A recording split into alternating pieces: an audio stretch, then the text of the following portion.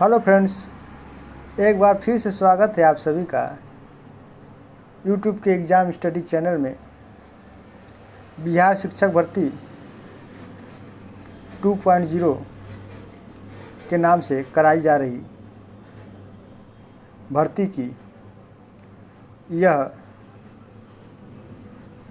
अनिवार्य प्रश्न पत्र है जो क्वालिफाइंग पेपर के रूप में है, जिसमें भाषा से संबंधित प्रश्न 30 अंक के 30 प्रश्न पूछे जाने हैं, जिसमें इंग्लिश के 8 क्वेश्चन और हिंदी के कुल 22 क्वेश्चन होंगे। इसमें से केवल 9 क्वेश्चन ही पास करने के लिए अर्हता रखी गई है। तो आइए हम लोग पहले 8 क्वेश्चन इंग्लिश के करते हैं, फिर उसके बाद 22 क्वेश्चन हिंदी करते हैं। प्रश्न संख्या 1, choose the sentence in which correct form a pronoun is used. यानी कि इसमें यह कह रहा है कि इस वाक्य में सही सर्वनाम कौन सा है ना। तो पहला ऑप्शन क्या है, the jury were divided in their opinions. After a few minutes the jury gave its verdict. तीसरा ऑप्शन है, the army had to suffer tribal derivation in their march. चौथा ऑप्शन है, more than one of the above. पांचवा option है, none of the above. तो इसका जो right answer हो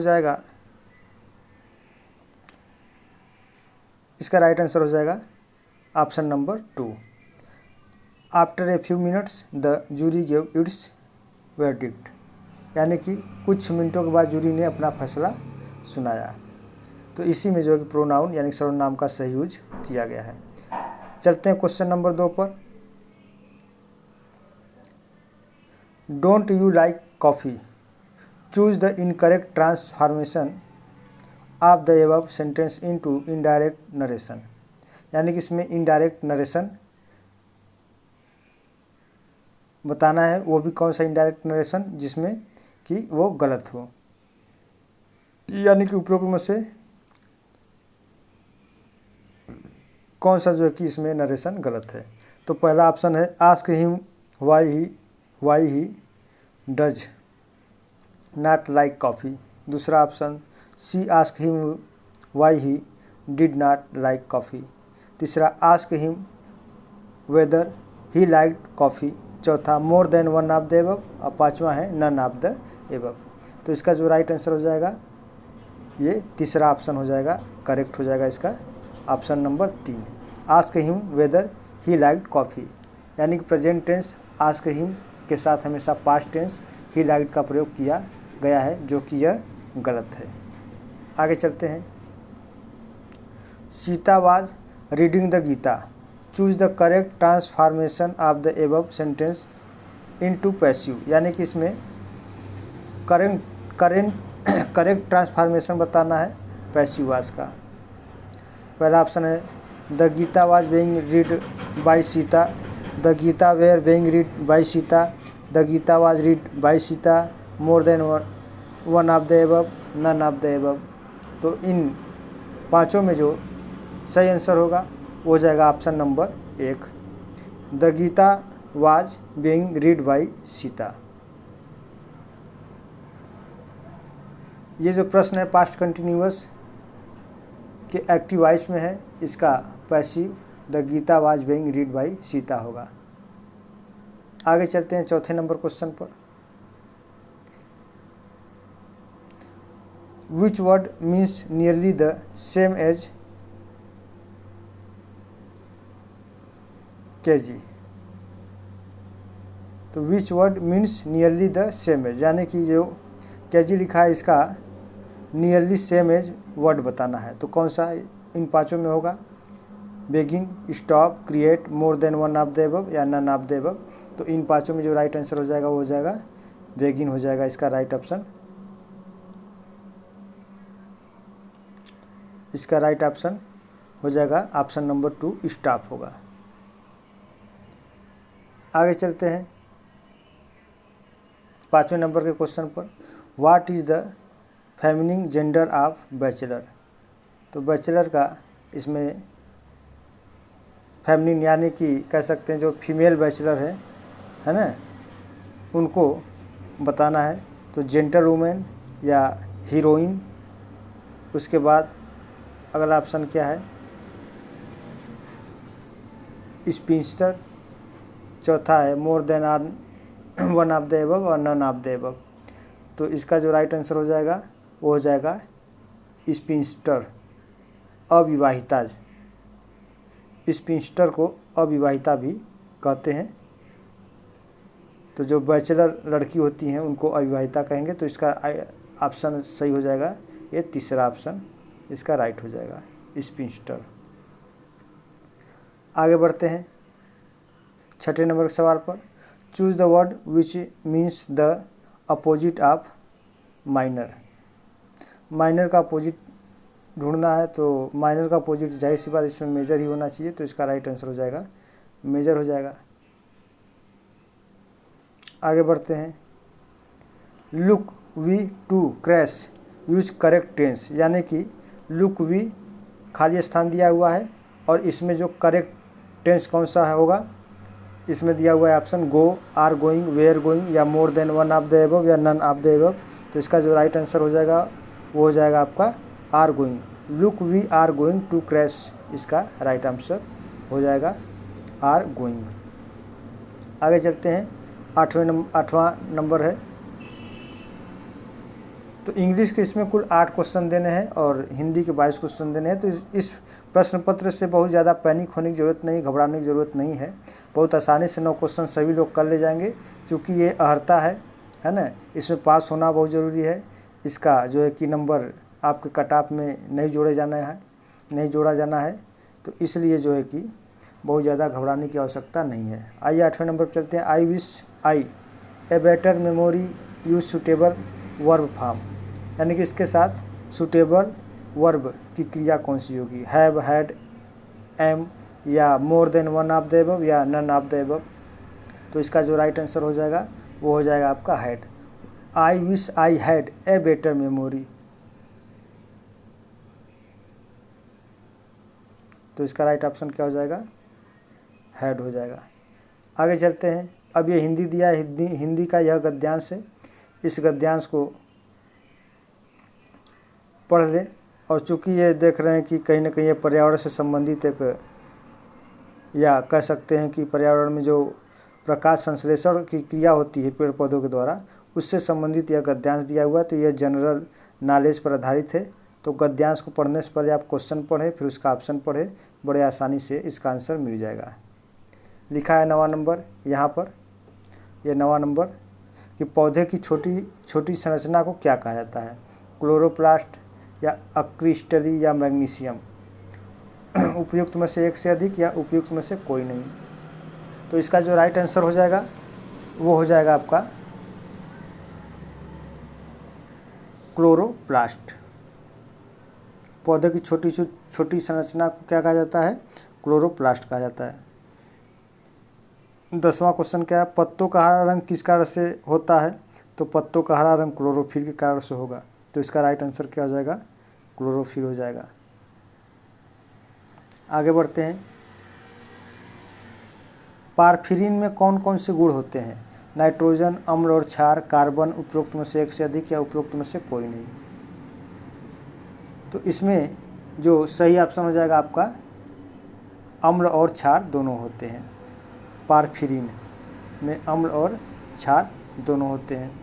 आप चाहे तो इसका गद्यांश यहाँ से पढ़ करके मिला सकते हैं कि पारफिरिन क्या होता है। देखिए, क्लोरोफिल प्ररहित एक प्रोटीन युक्त जटिल रासायनिक यौगिक है। पत्तों का हरा रंग वर्णक के कारण होता है। इसे फोटोसिंथेटिक पिगमेंट भी कहा जाता है, क्योंकि ये प्रकाश संश्लेषण का मुख्य वर्णक होता है। क्लोरोफिल शब्द की उत्पत्ति ग्रीक शब्द से हुई है। पौधों की कोशिकाओं में छोटी छोटी संरचना होती है जिन्हें क्लोरोप्लास्ट कहा जाता है। तो यहाँ पे देखिए छोटी छोटी संरचना होती है जिन्हें क्लोरोप्लास्ट कहा जाता है। इस क्लोरोप्लास्ट में ही क्लोरोफिल मौजूद होता है। क्लोरोफिल कार्बन, ऑक्सीजन, नाइट्रोजन और मैग्नीशियम से मिलकर बना होता है।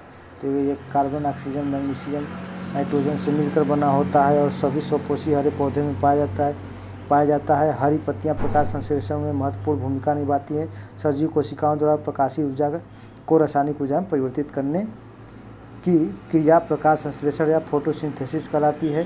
क्लोरोफाइड सूक्ष्म क्रिस्टलीय पदार्थ है, तो ये भी यहाँ पर लिखा है, ये सूक्ष्म क्रिस्टलीय पदार्थ हैं। उसके आगे यहाँ से देख लें, जबकि क्लोरोफिल अक्रिस्टलीय होता है। अम्लों के उपचार से मैग्नीशियम निकल जाता है और अब जो उत्पाद प्राप्त होता है उसे पारफिरिन कहते हैं। पारफिरिन में अम्ल और क्षार दोनों होते हैं। देखिए यहाँ पे लिखा है पारफिरिन में अम्ल और क्षार दोनों होते हैं। विभिन्न अवस्थाओं में विभिन्न अभिकर्मकों के उपचार से क्लोरोफिल के अनेक उत्पाद प्राप्त हुए हैं, जिनमें से पता लगता है क्लोरोफिल में पायरोल केंद्रक रहते हैं। प्रक्रिया केवल हरे पौधों में होता है। आइए अब क्वेश्चन नंबर 10 पे चलते हैं, अरे 12 पे चलते हैं। इनमें से किताब शब्द क्या है? तत्सम है, विदेशस है, देशज है, या उपरोक्त में से एक से अधिक है, या उपरोक्त में से कोई नहीं है। तो जो किताब शब्द है वह एक विदेशज शब्द है। आगे चलते हैं। तो जो किताब है यह अरबी भाषा का एक शब्द है, इसलिए किताब विदेशज शब्द हो जाएगा। अब उसके आगे चलते हैं। दिए गए शब्द का स्त्रीलिंग रूप ज्ञात कीजिए। परोपकारी का स्त्रीलिंग है ना, तो परोपकारी होगा, या परोपकनी होगा, या परोपकारिणी होगा। उपरोक्त में से एक से अधिक होगा, या उपरोक्त में से कोई नहीं होगा। तो इसका जो परोपकारी का जो स्त्रीलिंग होगा वह हो जाएगा आपका परोपकारिणी हो जाएगा। यही स्त्रीलिंग है इसका। आगे बढ़ते हैं। दिए गए शब्दों में अशुद्ध वर्तनी का चयन कीजिए। ऐक्यता, निरोग, स्वस्थ। उपयुक्त में से एक से अधिक, या उपयुक्त में से कोई नहीं। तो इसमें जो अशुद्ध वर्तनी होगा वह कौन सा हो जाएगा? ऐक्यता हो जाएगा। ऐक्यता यही इसी में अशुद्ध है। बाकी निरोग, स्वस्थ, ये दोनों सही है। ऐक्यता नहीं बल्कि एकता होता है, ये एकता होता है। आगे बढ़ते हैं। इनमें से भाववाच्य का उदाहरण कौन सा है? आम खाया जाता है, मैंने पुस्तक पढ़ी, धूप में चला नहीं जाता। उपरोक्त में से एक से अधिक, या उपर्युक्त में से कोई नहीं। तो इनमें जो राइट आंसर हो जाएगा वो हो जाएगा धूप में चला नहीं जाता है, इसी में भाव प्रकट हो रहा है, तो यही भाववाच्य हो जाएगा।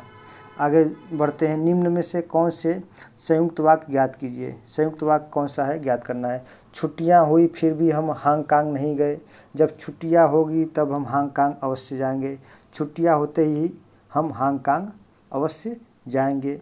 उपर्युक्त में से एक से अधिक, या उपयुक्त में से कोई नहीं। तो इसका जो राइट आंसर हो जाएगा कि छुट्टियां हुई फिर भी हम हांगकांग नहीं गए। तो इसका राइट आंसर ऑप्शन 1 हो जाएगा। अरे तुम आ गए, इसमें अरे के बाद कौन सा चिन्ह प्रयोग किया गया है? तो विस्मयादि बोधक चिन्ह है, या योजक चिन्ह है, या प्रश्नवाचक चिन्ह है, या उपयुक्त में से एक से अधिक है, या उपयुक्त में से कोई नहीं है। तो इसमें जो अरे के बाद जो चिन्ह लगा हुआ है उसी को हम विस्मयादि बोधक चिन्ह कहते हैं। आगे बढ़ते हैं। इनमें से कौन सा शब्द घर का पर्यायवाची नहीं है? पर्यायवाची नहीं पूछा। निवास तो होता है, प्रवास होता है, निरय नहीं, निवास, प्रवास, निरय। उपयुक्त में से एक से अधिक, या उपयुक्त में से कोई नहीं। तो जो प्रवास होता है यह घर का पर्यायवाची नहीं होता है, बल्कि प्रवास एक प्रक्रिया है व्यक्तियों के समूहों के स्थानांतरण का। आइए अब आगे बढ़ते हैं। 19 नंबर पे चलते हैं। पवनासन में कौन सा समास है? कर्मधारय समास, बहुब्रीहि समास, द्वंद्व समास। उपरोक्त में से एक से अधिक, उपयुक्त में से कोई नहीं। तो इसका जो राइट ऑप्शन हो जाएगा पवनासन में बहुब्रीहि समास होगा।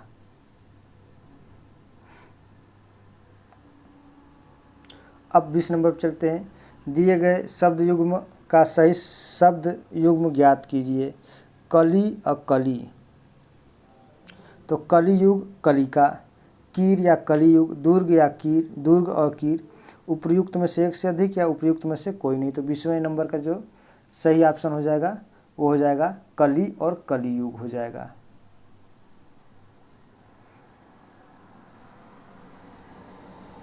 आगे बढ़ते हैं।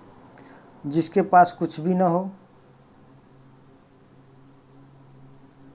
जिसके पास कुछ भी न हो, वाक्यांश के लिए इनमें से कौन सा एक शब्द उपयुक्त है? तो जिसके पास कुछ भी न हो तो उसको हम क्या कहते हैं? उसे हम आकिंचन कहते हैं, जिसके पास कुछ भी न हो, तो इसी को आकिंचन कहते हैं।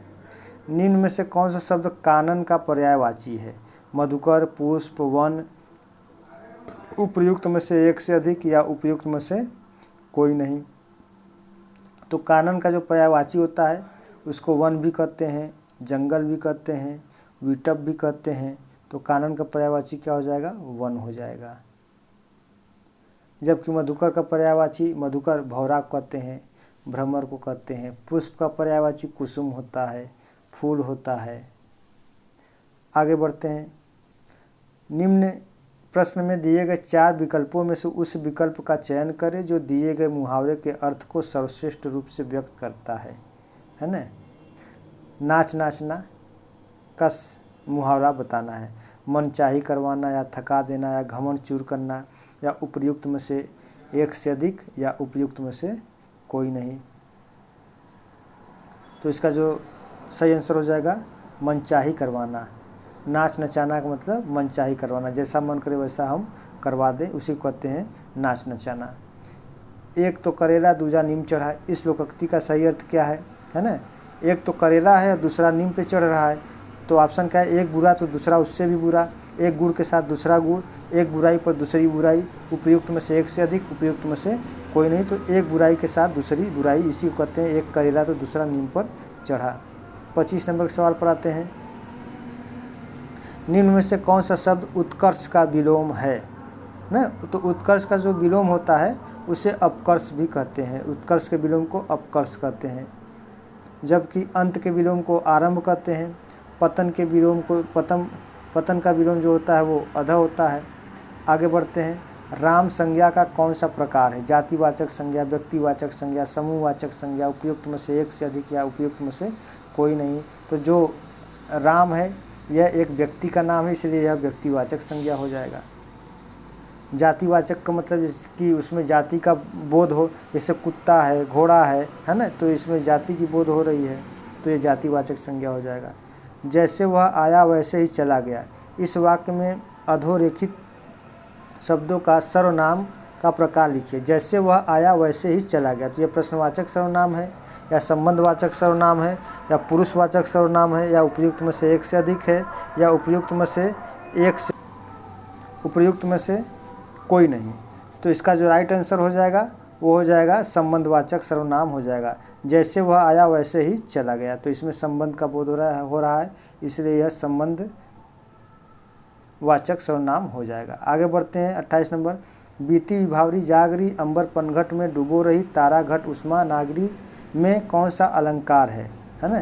तो इसमें जो अलंकार है वो हो जाएगा रूपक अलंकार हो जाएगा।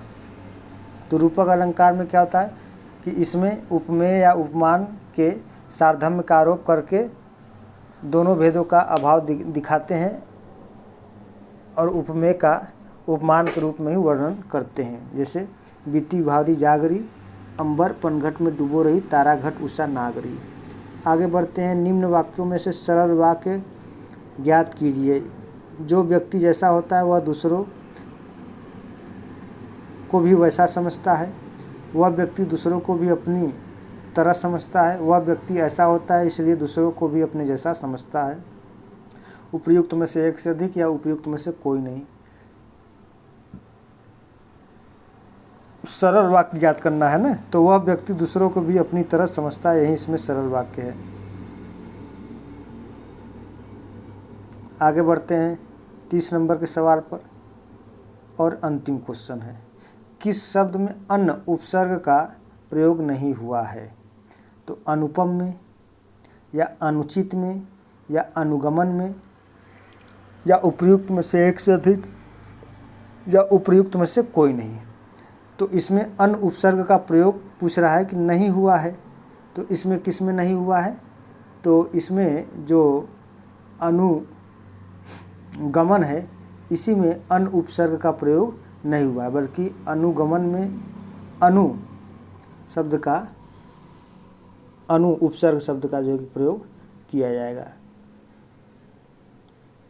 अन्न से बने उपसर्ग में कौन कौन से हो सकते हैं? अनुपम हो सकता है, अनुचित हो सकता है, जबकि अनुगमन में अनु इसमें जो है कि अनु उपसर्ग है, जबकि अनुपम में अन उपसर्ग है। इसमें भी अन उपसर्ग है, अनुचित में भी अन उपसर्ग है। तो आज के वीडियो में दोस्तों बस इतना ही, 30 क्वेश्चन जो कि एक क्वालिफाइंग पेपर के रूप में है। और हाँ, यदि आप लोग चैनल पर पहली बार आए हैं तो चैनल को सब्सक्राइब कर दें। वीडियो अच्छा लगे तो वीडियो को शेयर करें और लाइक करें। बहुत बहुत धन्यवाद।